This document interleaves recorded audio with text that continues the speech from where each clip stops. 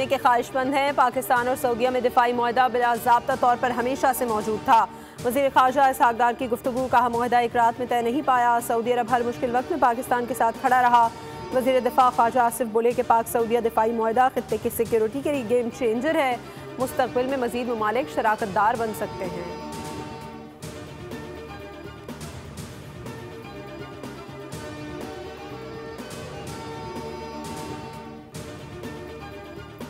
पाक सऊदी अरब दिफाई मुआहदे के बाद अब अफगानिस्तान से पाकिस्तान में दहशतगर्द हमला, सऊदी अरब पर भी हमला तस्वुर किया जाएगा और इसका जवाब उसी तरह दिया जाएगा जैसे मौक़ा-ए हक़ में भारत को दिया था।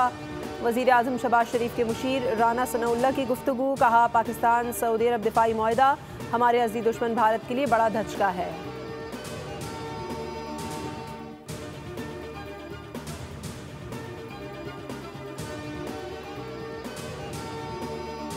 भारतीय फौजी अफसरान और अफगान बाशिंदे पाकिस्तान में दहशतगर्दी में मुलव्वस हैं। पाकिस्तान में किसी भी जैश या मुसल्लह जत्थों के लिए कोई जगह नहीं।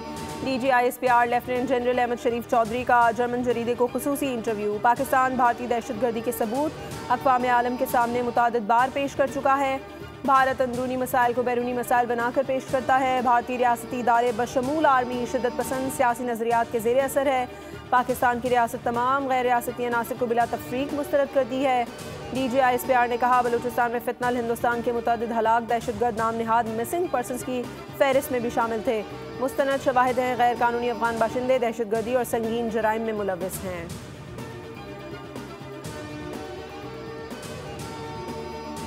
वज़ीर आज़म और उनकी पूरी टीम को मुबारकबाद देता हूँ। चेयरमैन पीपल्स पार्टी बिलावल भुट्टो की कराची में मीडिया से गुफ्तगू, कहा कुदरती आफत के दौरान सियासत नहीं करनी चाहिए। कराची में पानी के मसले का हल मिलकर निकालना है। उम्मीद है वज़ीर आज़म कराची के लिए शहबाज स्पीड का वादा पूरा करेंगे। एक वज़ीर आज़म हुआ करता था जिसको उल्टी सीधी हरकतों पर जहाज से उतार दिया गया। जब शहबाज शरीफ का जहाज सऊदी एयर स्पेस में आया तो उसे सऊदी जंगी जहाज़ों ने सलामी दी। ये सलामी किसी सियासी लीडर को नहीं बल्कि पाकिस्तान को दी गई। फील्ड मार्शल की क़यादत में पाकिस्तान ने भारत को जंग में शिकस्त दी। वज़ीर आला पंजाब मरीम नवाज़ का तकरीब से खिताब, कहा अडयाला में मौजूद शख्स को नहीं पता कि पाकिस्तान अब आगे बढ़ गया, वो किस्सा पारीना है। सरगोदा वालों के लिए 33 बसों का तोहफा लेकर आई हूँ। तारीख के सबसे बड़े सैलाब का सामना करना पड़ा।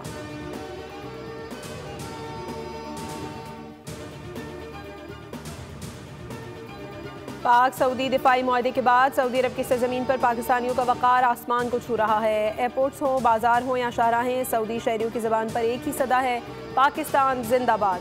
पाकिस्तानी कम्युनिटी का कहना है कि अपनी ज़िंदगी में ऐसा वालेहाना प्यार और इज़्ज़त कभी नहीं देखी। सऊदी शहरी पाकिस्तानियों को सिर्फ मेहमान नहीं बल्कि भाई समझकर सीने से लगा रहे हैं। इस बार सिर्फ हुकूमती अवानों में नहीं बल्कि सऊदी अवाम के दिलों में भी पाकिस्तान जिंदाबाद की गूंज सुनाई दे रही है।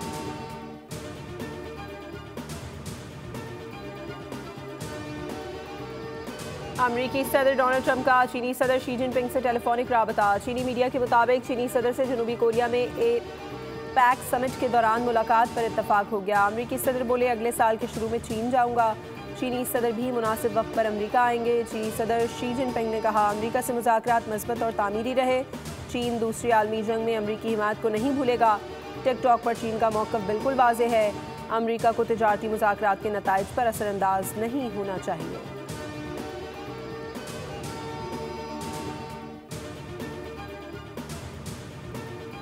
सूबाई मोहतसिब के फैसले के बावजूद मोनिस अलवी को मुअत्तल ना करना के इलेक्ट्रिक के लिए शर्म का मुकाम है। ऐसे वाक़यात को टेस्ट केस बनाना चाहिए। समाजी कारकुन फरजाना बारी की प्रोग्राम न्यूज़ पंच में गुफ्तगू, का असूली तौर पर होना तो ये चाहिए कि जब किसी अहदेदार के खिलाफ केस चल रहा हो तो उसे मुअत्तल कर देना चाहिए।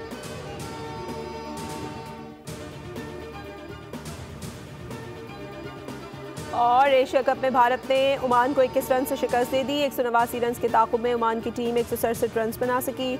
आमिर कलीम 64 और हम्माद मिर्ज़ा 51 रन के साथ नुमाया।